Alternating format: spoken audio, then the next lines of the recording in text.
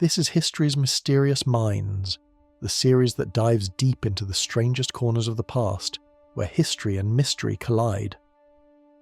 In this episode, we unravel one of the most chilling unsolved cases of the 20th century, the Dyatlov Pass Incident. In 1959, 9 skilled hikers vanished in Russia's Ural Mountains under terrifying and unexplained circumstances. What searchers found still baffles experts to this day. A shredded tent, scattered bodies, and injuries no storm should cause. What forced them into the snow? What silenced them forever? Stay with us as we piece together the frozen fragments of a mystery that refuses to melt away. This is History's Mysterious Minds. In January 1959, 9 experienced hikers set off into the Ural Mountains of Soviet Russia. Led by 23-year-old Igor Dyatlov, the group planned a challenging trek across the frozen wilderness. All were skilled, strong, and prepared. But what began as a routine expedition would end in tragedy and mystery. The group never returned. What happened on that icy slope would baffle investigators for decades, spawning theories ranging from natural disaster to the supernatural. This is the story of the Dyatlov Pass Incident, a case as cold and confounding as the mountain itself. The hikers were young but seasoned. All were students or graduates of the Ural Polytechnical Institute, trained in survival and mountaineering. They included men and women, aged 20 to 38, united by a passion for exploration. Their goal, reach Mount Otorten, a remote peak in the northern Urals. Along the way, they kept detailed diaries, took photos, and followed official hiking procedures. There was no sign of recklessness or inexperience. They knew what they were doing, and that makes what happened next all the more disturbing. The plan was simple: reach Otorten and return by February 12th. Dyatlov had promised to send a telegram when they made it back to civilization. But the date came and went, and there was silence. At first, no one panicked. Delays were common in harsh terrain, but days passed. Then a week. Concern turned to fear. On February 20th, search parties were sent into the mountains. What they found was not only tragic, it was inexplicable. Something had gone terribly wrong in the snow-covered heart of the Ural Mountains. The first sign of the missing group came on February 26th. Searchers discovered the hiker's tent, slashed open from the inside. It was half buried in snow, standing eerily silent on the slope of Kolatsyakal, a name that translates to Mountain of the Dead. Inside, belongings were left behind: boots, jackets, gear, food. It was as if they had fled in a panic, cutting their way out and into the freezing night. But why would trained hikers do that? What could drive them to abandon warmth and shelter in deadly conditions? From the tent, rescuers followed a strange trail. Bare footprints, some in socks, some completely barefoot, led downhill toward the edge of the forest. They were spaced normally, with no sign of running. It was as if the group had calmly walked into the freezing darkness. Then, the footprints disappeared into snowdrifts. What had started as a rescue mission was quickly becoming something else, an investigation into one of the strangest mysteries in Soviet history. At the edge of the forest, beneath a tall cedar tree, searchers found the first 2 bodies, Yuri Krivonishenko and Yuri Doroshenko. Both were barefoot. Nearby, remnants of a fire. Branches above were broken, suggesting they may have climbed the tree, perhaps to see something, or someone. But why hadn't they returned to the tent? The cold alone couldn't explain the choices they seemed to make. As the snow melted over the following weeks, more bodies were found. Dyatlov, Kolmogorova, and Slobodin were discovered between the tent and the cedar tree, as if they had tried to return. Slobodin had a fractured skull, but it wasn't fatal. The cause of death? Hypothermia. No signs of struggle, no defensive wounds. They had died in the snow one by one, in conditions they were trained to survive. The final 4 would only deepen the mystery.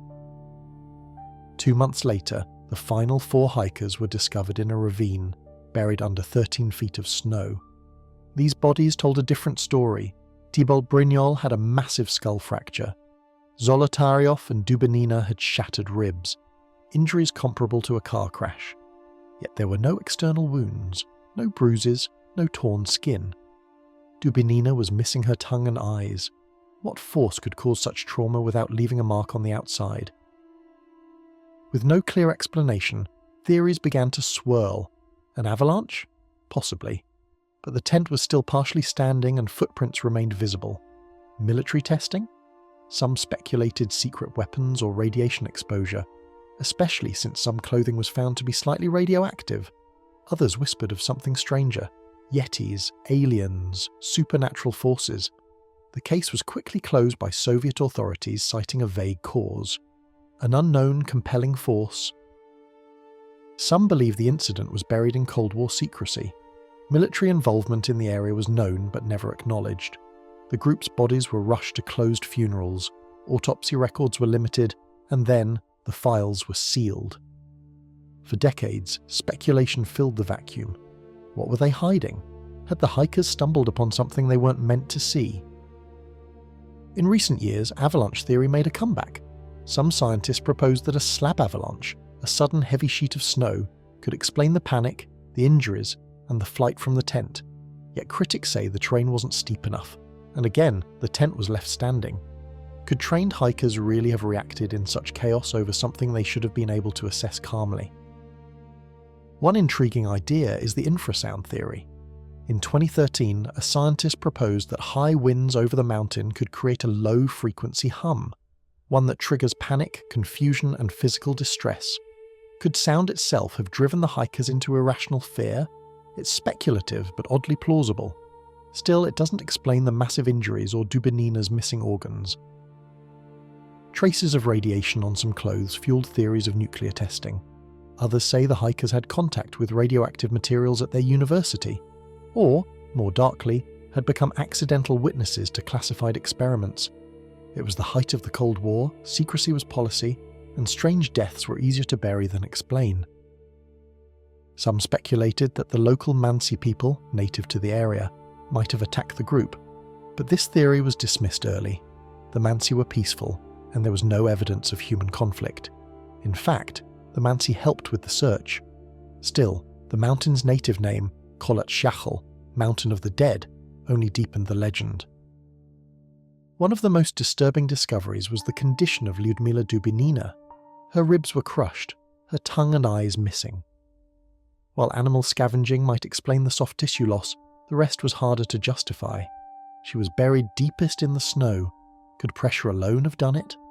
Or was something more violent involved?